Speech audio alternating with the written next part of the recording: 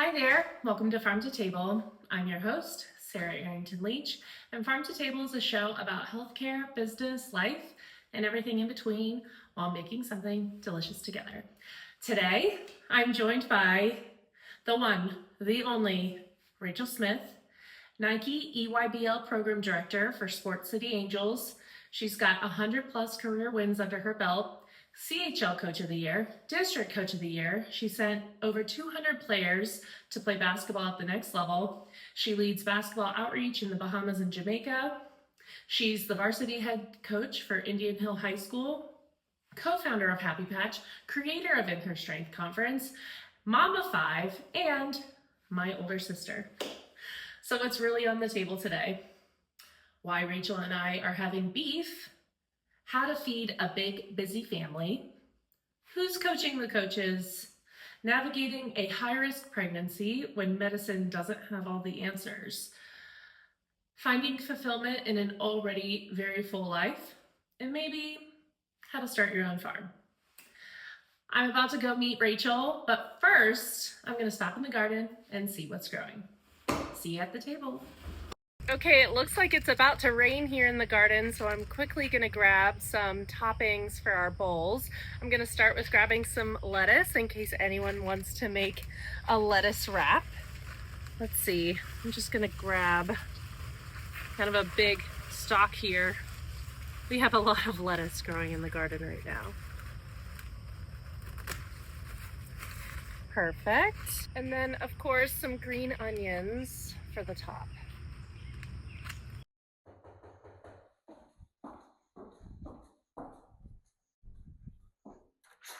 Welcome. I brought the meat. Oh, nice. Are you ready to have some beef with me? It's gonna be so fun. Okay, let's go. We'll head this way.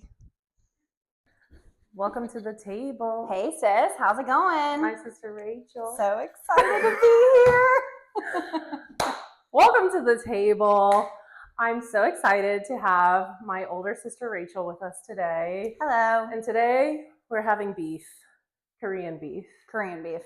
Well, before we get started, I'm going to go grab the ingredients. If you want to tell our listeners a little bit about who you are and what you've brought to the table today.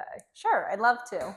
Hi everyone, my name is Rachael Smith. I am a mother of 5. I am a basketball coach and just living life to the fullest. Starting a farm here soon, which I know we'll talk more about, but really just experimenting and figuring out as I go, kind of a lot like cooking. So today we are going to make Korean beef. And it is a family staple for us. For us, weekdays are chaotic and lots going on with sports and activities and lots of mouths to feed. So for us, it has to be quick and efficient. So when Sarah asked me to make something, this was one of the go-to items for our family. Okay, so I've got these ingredients out here. So we'll dive into those right now. And so how many people does this feed, would you say? So I would say a family of 6. Okay, so a family of 6. For those of you with a family of 6, this is perfect. But you can always cut this in half. Yeah. Oh, I forgot our little peelers as well. So, all right. So, what are the ingredients? So first, we have organic ground beef. Again, for us, it's important to have lots of protein sources on hand. And so ground beef is definitely one of those things I keep in the freezer at all times just to have on hand. Yep. And then essentially the other things are really just toppings. Yeah, really. It's really super easy. And so kind of a funny joke when Sarah asked me what I was going to make and asked me the ingredient list. I was like, it literally doesn't have a lot of stuff.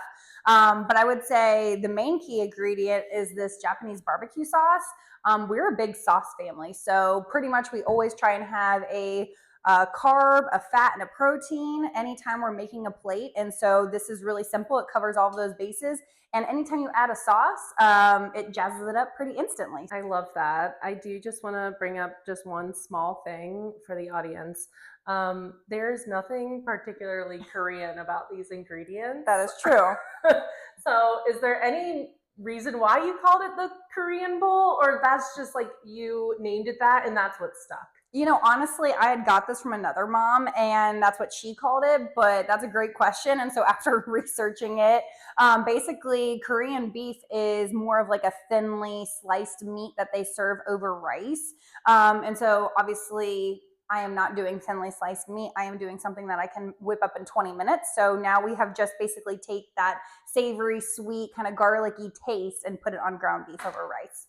I love that because that's how a lot of recipes evolve over time. They start as one thing, Yeah. and then by the end, there's something completely different, Completely but different. the name remains. The name remains. So here we are, Korean beef bowls. Here we are, Korean beef bowls. Okay, so the first thing we're gonna do, just because it's gonna take the longest, is we're gonna make the rice. Yeah. So this is just 2 cups of long grain rice. Yeah. And I'm a rice rinser. Yes. I don't know about that. So would you mind kind of just giving that a rinse? Sure. No, I did actually read that you are supposed to do that more often. I need to be better about that. So I don't actually know what rinsing the rice does, but I do believe that. you're supposed to rinse it until it's clear, and it's supposed to make it more fluffy. Oh, really? Yeah, at least that's what I've read. But Well, speaking of convenience and gadgets, one of the things that I love is an Instant Pot. And for me, especially with rice, I just love using the Instant Pot because I can never mess it up. So you talk about, I'm sure it makes it fluffier, but I've never had bad rice in the Instant Pot. So essentially what we're gonna do is we're gonna just dump this rice in there. And so it's 2 cups of rice and 2 cups of water. So you want 2 cups of water? it's like more or less halfway of that. Again, we're eyeballers here. That's good. Okay. Yeah, nothing too crazy. When you have a lot of hungry kids, it's about speed and efficiency. It's about speed and efficiency. You can add a pinch of salt if you're really feeling it. Yeah. And then literally, I mean, honestly, I might even just go in with my hands like that. It's my house. I can do what I want. Yeah. Okay. And then literally we just put this on, make sure this is on to sealed. But literally I just put it on 5 minutes. So it's just pressure cook 5 minutes. And then like, that's it. It's literally so easy. I know. It's literally so easy. And so that's why I do it. Yeah. All right, so the second thing we probably need to get started on is browning this beef. Yes. So if you want to go ahead and open these up and get those browning over there, Yep. I will start peeling some of these carrots. So let's talk a little bit about our history together. So Rachel and I, we are what? Almost 4 years apart. Almost, yeah. But one of the things Rachel and I do together is we coach basketball. Yes. And so I started coaching. I'm trying to think, when did you start coaching? I am going into my 8th year as a varsity head coach. And I've been coaching though for probably about, almost 15 years now. Wow, 15 years. Yeah. That is crazy. And 15 or you 14. actually started, so I'm a middle school basketball coach, and this will be my 7th season. Yeah. That makes sense because I came right after you. Yeah. And I remember you actually started coaching as a middle school coach first before you took over varsity. I did, yeah. Actually, because I was coaching middle school because our dad was the varsity coach at the time. That's right. It truly is a family affair around here. Yes. And so I started in the middle school, but then I did a short stint at the high school while my sister, Rachel, was pregnant with her twins. Yes. And so when she was pregnant with the twins, obviously it was very hard to coach. Yeah. It wasn't too terrible. I mean, actually, I made it all the way to 36 weeks. You did. We cut down that championship net. I know. Very pregnant. I was nervous with you on that ladder. Yes. When I got up on that ladder, I think everyone was more nervous about me than anything else. But yeah, we at that point had made it into the district finals, gave birth to the twins, and our team was still playing, and it was great. So definitely quite an experience for sure. Oh my gosh, yeah. I remember specifically there were practices where, in games, where you literally had like a stool Yes. that you were sitting on.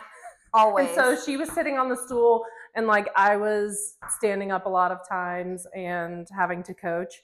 So this was all pre-COVID. Pre-COVID. Yeah, Yep. so this was this 2019. 2019 and 2020. Yep. 'Cause the twins were born February in of 2020. February of 2020. And so, yeah, we just, we made it work. That's We for did. sure. But after that year, I left coaching the high school. Yeah. It's a lot. It is a I lot. think people don't realize, just from like a standpoint of like how much time, effort, and energy it takes, and the coaches that invest in the youth. Like, Because it's not just practicing games. I think a lot of people think that's all coaching is, but it's the unseen administrative work. for sure. I would also say there's a emotional component as well. Yeah. With coaching players, it's not all about X's and O's. Oh yeah, no, definitely not. It's there's a lot that goes in behind the scenes for sure, in terms of just, you know, the mental standpoint, the physical standpoint, just making sure players are at their best every single day so they can compete at the highest level. And I'm going to bring you over here as well so that you can help me with this ground beef. Okay, perfect. What's going on over there? The stove is not working, so. The stove isn't working. It would help if we turned it on. Oh shoot. All right, now that we've got the beef actually browned, Yeah. because we turned the stove on, we're gonna add our Japanese barbecue sauce to our Korean beef. I just honestly put the Japanese barbecue sauce right on it, let it soak and kind of simmer for about, I don't know, 3 to 5 minutes or so. And then as I'm prepping the rest of the ingredients, just kind of let this soak in all the yummy flavors. I love it. Okay, so yeah, so what do we have going on here? We're just gonna chop some of these veggies. Yeah, so for now our we're kind of toppings. just, working on our toppings. And again, dealer's choice, honestly, of what you want. I mean, we have carrots and cucumbers here today. I would say I've added everything from pickled beets to scrambled eggs, like little shredded eggs. Cheese is delicious. Corn is delicious. Really just depends on like what your kids will eat. Everything in our life is a bowl, so it's just add whatever you want. So, and again, honestly, when you're chopping like fresh veggies or you have things on hand, I've noticed that I will gravitate towards grabbing more when it's like pre-cut, pre-done. One of the tips that my mother-in-law gave me was like, if you have things out on the counter, kids will eat it, right? They want convenience. I'm just a big kid, so I need to start doing that too, Yeah. so I can eat a little bit healthier. Do you want to chop some of these carrots up? I loved watching you do it. Oh yeah, I was just gonna, How are you say chopping them? dealer's choice, and I was just gonna julienne them. I know Okay. that's kind of fancy, but That is fancy. essentially it's just making them like long, skinny matchsticks. Okay. So whatever that means to you. This is gonna look really pretty. Yeah. Not gonna lie, usually it's a bag of shredded carrots from Kroger, but this will do just fine. We got interrupted because the stove was not turned on. Edit that out. Listen, this is real life, It's people. real life. This is a cooking show, but if you're here to learn how to cook, you're probably going to be offended. Yeah, you'll have to find another YouTube channel. You're going to have to find one. another YouTube channel. You coach at Indian Hill as the varsity coach, Yep. and you also, you're the program director Yep. for the Sports City Angels. Mhm. Obviously, that group of kids is just a totally different kind of cohort. Yeah. What would you say is the biggest differences for people who aren't familiar with the youth women's or youth girls basketball circuit? Yeah, I would say a couple different things. I mean, honestly, I love all of it. I think, there's different aspects to it. I mean, I would say at Indian Hill, just being able to see the girls every single day, to be able to talk with them about their day, help them really truly develop not only as players but also as young women. That's something that I'm super passionate about. For me, basketball is just an opportunity to connect with these young people and to teach them so many life lessons. That's why I truly love it. There is no better teacher than the game of basketball, because it's not what happens to you, it's how you respond to that. Amen. And so basketball, in a very quick feedback way, teaches you that you can't dwell on things, that you have to move on, you can't stay stuck. And so I have absolutely just loved the opportunity to connect. And so I really use the game of basketball to impact, equip, and inspire the next generation of really female leaders. There's a stat out there that says like I think it's 90% of female executives played high school sports, not even just basketball, but all of them. Wow. And so I think that's something that I've really leaned into, is being able to use basketball to teach these young girls like how to be successful in whatever they do next, whether it's being a mom or a doctor or a lawyer or a chef, whatever they choose to be. And so I think, one of the things that I'm most proud of is our alumni. I mean, yes, we've sent hundreds of players to go play at the next level, but in addition to that, I'm just so encouraged about the women that they've become, right? And to see them have success has been really, truly awesome. What do you feel like basketball has taught you personally? Like, what's like, like, I know you pour a ton into these women, but like, what do you feel like it's given you back? Gosh, so much. I would say, at the end of the day, sport is all about relationships. And so for me, whether it's, the connection that we had mentioned with our dad coaching, our sister's coaching, like that's been such a fun, special bond. We coached our sister, which has been so fun. I forgot about that. We coached our sister. Yeah. That's for another episode. Yeah. Honestly, or maybe I get her on the pod. Yeah. So super fun just in terms of just like the relationships, but also I would say how it's impacted me personally. I would say all the things that I learned through sport, I have carried with me. And so I think as a mom specifically, like something that I tell my girls all the time is like little things turn into big things, right? So we can't let little things fester and build up, but like taking care of them right then and there.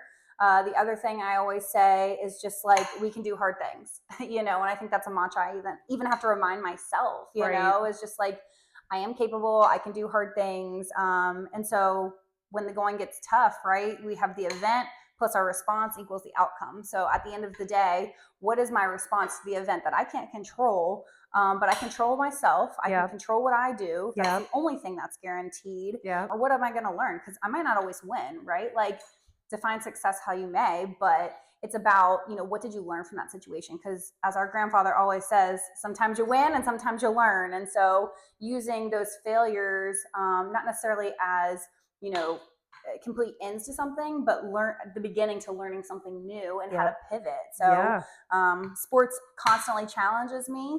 Being a mom challenges me. And I think it all kind of ties into just trying to get better every single day. Like, I love that challenge of being my best. And I want that to then feed into my players of like challenging them, like, keep going, like, you got this. Because like basketball, you never know where it's going to take you. You never know. Well, I'm almost done My with this carrots carrot. look terrible. No, honestly, they look pretty. This is not about chopping skills, okay? But our rice is just about to be done. Perfect. So I think we're at a point where we can assemble these bowls. Yeah. So let's go ahead and get cleaned up, and then let's head over and have our bowls for a little lunch. What do you say? That sounds great. Okay, amazing. All right. This looks so good. I'm so excited to have beef with you. Yes. Okay, so let's talk a little bit about our beautiful bowls. Yes, it's all about presentation for me. I know for you, it's probably just everybody get your bowl, get in line, and get what you need. It is. But honestly, when you add toppings and you just add a little love, right, then something so simple can turn out so elegant. 100%. So we have our chopped vegetables, our rice. I topped it with green onions from the garden, some avocado, our beef, added some sesame seeds on top. And I just couldn't live making this episode without anything Korean in this bowl. So I'm forcing my sister Rachel to try kimchi. Yes. So yeah, let's like dig in. Let's have a little bite. Let's try it. I kind of like to sauce mine up too a little bit more. I was gonna say, we brought some sauces. I'm going for sriracha. I'm a little spicy. I like that. I always like adding a little bit of the more Korean beef sauce with all the toppings. I'm gonna add a little bit of that too. Yeah. That looks really yummy. It's so good. All right, so let's talk about the real beef. Okay. We talked a little bit about the twins. Yeah. And I think it would be really cool to dive in a little bit more if you're willing to share the journey that you went on, because it wasn't twin pregnancies are obviously challenging normally. Yes. But the twins had a certain condition. I can't remember what it was called. But if we want to kind of dive into what that was and how that impacted your experience? Absolutely. So Remy and Rylan, they had basically, when you have identical twins, you share a placenta. And so normally you have one umbilical cord on one end and one on the other. We had one in the middle and one on the other end. And so very interesting to kind of learn just so much about, number one, pregnancy. I'd already had 2 pregnancies, but then to learn so much about just twins and the true miracle that it is. So it's twin to twin transfusion syndrome? Yes, that is ultimately what the like diagnosis. Okay, yes. Got it.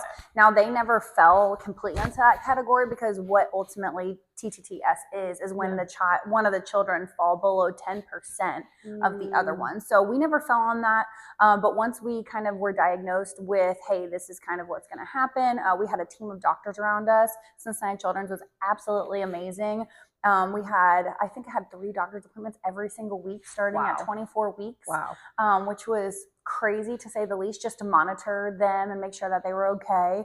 And then basically if and when she ever fell below that 10th percentile, we knew right away it was going to be get them out and deliver them. So you're given this like diagnosis, this prognosis, and I just feel like, I don't know, at least for me, I'm like going to Dr. Google immediately. And I just feel like what you found there was probably scary. Yeah. Like, what do you feel like helped you through that? Like, were the doctors reassuring, or were, like, what was your experience there? Yeah, no, I mean, I think it was our doctors were amazing. And I think anytime you're dealing with a doctor, like, their job is to give you any case scenario, right? And so, I think for us, self-advocacy, just like talking about like what we wanted, what our journey was going to be. And then in addition to that, like knowing that just because something is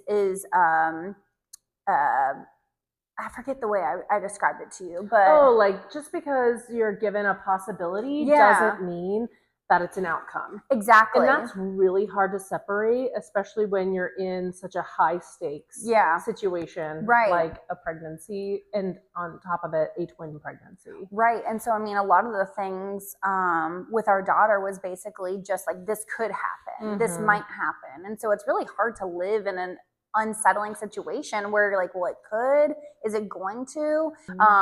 She ended up having heart surgery right when she was first born. Wow. And so literally I remember like one twin was born, the next one was born, and then she rushed straight to children's. I know, I remember. It was crazy. It was crazy. I mean, I kind of joke all the time, like when you become a mom, there's no textbook for all of these things. You're really learning on the fly. And, it was great to have people to speak life into me, who were older and both younger, who have maybe gone through the experience or similar experiences. And you're definitely someone who I feel like has had a unique motherhood journey, not just because of the twins, but because the vast array of motherhood experiences you've already had for your age. Yes. And I think that's why you also had to seek out older and younger, because you were in a situation that demanded that. Last year, you had a preschool graduation, and you had a wedding. So talk a little bit about that dynamic and how you've been able to navigate essentially simultaneous phases of motherhood that like most people don't experience at once. Yeah. And again, I kind of relate it back to sports. Like I always tell my players, you have to be really good at doing 2 things at one time, protecting the ball, but also reading the situation. Yes, like heads up. And then like, if you try something and it doesn't work, you have to be able to pivot, going through that experience of like preschool graduation to planning a wedding.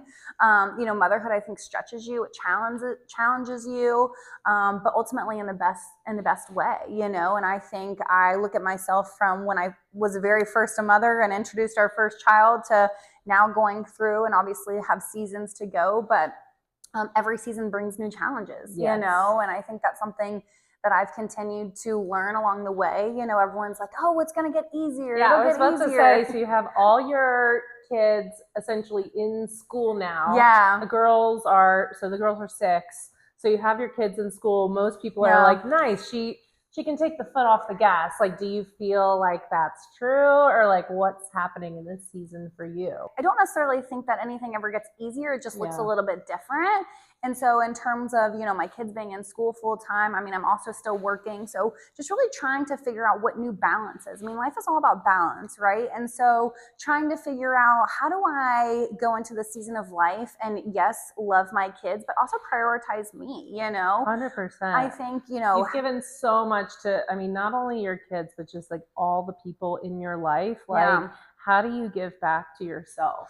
Yeah. And, it's really interesting because I always heard something like, when you're a coach, when you're a mom, you're constantly pouring out. Right. Well, if nothing is pouring into you, then you have nothing to pour out, right? And so I think I've had to make a conscious effort that, when you are a mom, you're being pulled in so many different directions. When you are a coach, right, you want to make sure that you're putting your players in the best position possible. And so being able to fill yourself and find those hobbies and find those things, because you do have the time now. And so what does that look like, So I think people think you have the time. Yeah. But one of the things I've just observed is really your kids being in school from, 8 to 3. Yeah. Like, obviously being a mom, you're like, oh my gosh, now I have all the time in the world. Yeah. But actually, that's not that much time. Yeah. It really isn't. Yeah. Like, it's like, okay, it's not like you're able to travel the world in that time. It's still a confined amount of time and space. And so, so you feel like you're in a season where you're trying to optimize that and change it and make sure it's serving you and pouring into you. Yeah. And you know what else? I think reflection is a big thing too. Yeah. Like journaling, in terms of talking about pouring into yourself, I think journaling has really helped me. My relationship with the Lord obviously is what keeps me grounded. 100%. I love reading. I think, when I went to a leadership seminar recently, and they said, as a leader, you should be the lead learner. And so if you're not learning anything, how can you lead anybody? And I was like, man, that's so good. And so really trying to invest in myself just by reading a lot, scheduling, honestly, just coffee with people, just to talk life. 100%. And that's been really important to me. And, it's just so funny that I go back to sport just so often because it's just the thing that constantly grows me, stretches me, and it's a great parallel to all things, you know? And so it's honestly such a blessing to be a mom, but trying to find the time to do all the things, back to your point about what does that look like, we're figuring it out as we go, to be completely honest. It goes by fast. And I think anybody who knows you have work responsibilities, you have home responsibilities, that's definitely something that I'm working on, to say, okay, well, I need to fill my cup, whether it's working out or stretching or doing my Bible reading before I start my day, because I know once my day gets started, it's probably going to be the last thing on the back burner. So 100%. Still working on it, to be completely honest. We all are. We all are. Well, we have just a little bit of time left. I know you've got to go run and pick up someone. All right. So these are just like 2 rapid fire questions. The first one is, so you're obviously a coach. Yes. So who coaches you, would you say? That's a great question. Obviously, obviously God and is always guiding our path, but like, if there's a person out there that you feel like is kind of a coach's coach for you right now. I would say there's a couple different people. And what I mean by that is, I think great leadership and being a great mother is taking a little bit from every person that has impacted you. 100%. And so for me, whether it's my parents or my mom or a coach that had invested in me, like my high school coach, or when I was at the college level, just learning how that person had relationship with his players and invested in them and kept positive spirit, right? Taking a little bit from that. I just feel like for me, it wasn't necessarily one specific person, but just so much of taking great leadership from different people and applying that to my own life is truly how I feel like you get anywhere, I agree. So I've been really blessed to have great mother figures in my life. I've been blessed to have great coaches who have been mentors to me, who have spoken life and encouragement when I was like, man, is this what I'm going to keep doing? And then I've also had great mentors in terms of leadership that have helped me, create guardrails and paths for, business and what that looks like. So I'm just really thankful for all the people who saw something in me, who poured into me so that I can pour into other people. So you wouldn't say it's like really even like a celebrity or an influencer, it's really the people in your life. Yeah, I would say it's the people in my life. Yeah. I mean, because again, you know, we see those people and those people are great Yeah. and great inspiration. Mhm. But in terms of people who really know your stuff and know your story and continue to be by you, I think those are the people that I lean in and trust. And so I think, you know, when you have a small circle, it's important to kind of listen to them. Totally agree. Okay, last question. You're starting a farm. Yes. Honestly, if anyone was taking bets, this was not the sister to start a farm first. Yeah, but definitely that's not. Fine. Okay. I'm a little jealous, to be honest. And so you're starting a farm. Yep. What do you feel like has been the biggest surprise in starting your farm journey? Yeah. So it actually started because of you. Who would have thought? But Sarah had chickens that she wanted to rehome. And so because I moved and I didn't have an opportunity to build a coop and I needed a home for my chickens. Yeah. And so we were like, sure, we'll take them. And so then I was like, well, I need a coop. So, you know, my boys and my husband built an incredible coop. And so now we have 12 chickens. We are in the process of getting goats, which is really fun. And we're going to get some ducks. So honestly, it's just been such a joy to see the kids get outside, use their hands, learn how to build things. I mean, just again, so many teaching lessons in that. But also I think the thing I'm most surprised about is like the upfront cost of it. You know, I mean, not only like getting the animals, but just like the feed and all of that. Like you kind of know the chores come with it. We just call them chicken chores, right? But I would say all the things that you need in preparation for your animals to have a great, healthy homestead is definitely something that I've learned kind of along the way. But honestly, I'm learning every single day. It's all new. It's all new. It's all of our first times living life. And I think reaching out to the people that are around you in your community and in your circle is super important. And so I'm just really thankful that I have such an incredibly strong, smart, inspirational, honestly, older sister. And I really appreciate you sharing this delicious recipe with me. And I'm just thankful to have you. And thank you again for coming to the table. We'll see you next time. See you next time. Bye. Bye. But you should definitely try the kimchi. Yeah. Try it. Yeah, it is spicy. It is spicy, but it's good. What'd you make?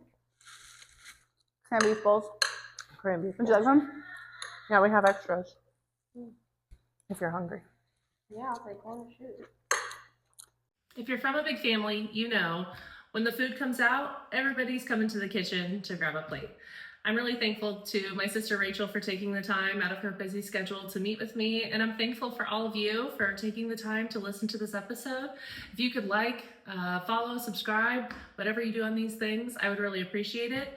And I just want to say thank you for being at the table. See you next time.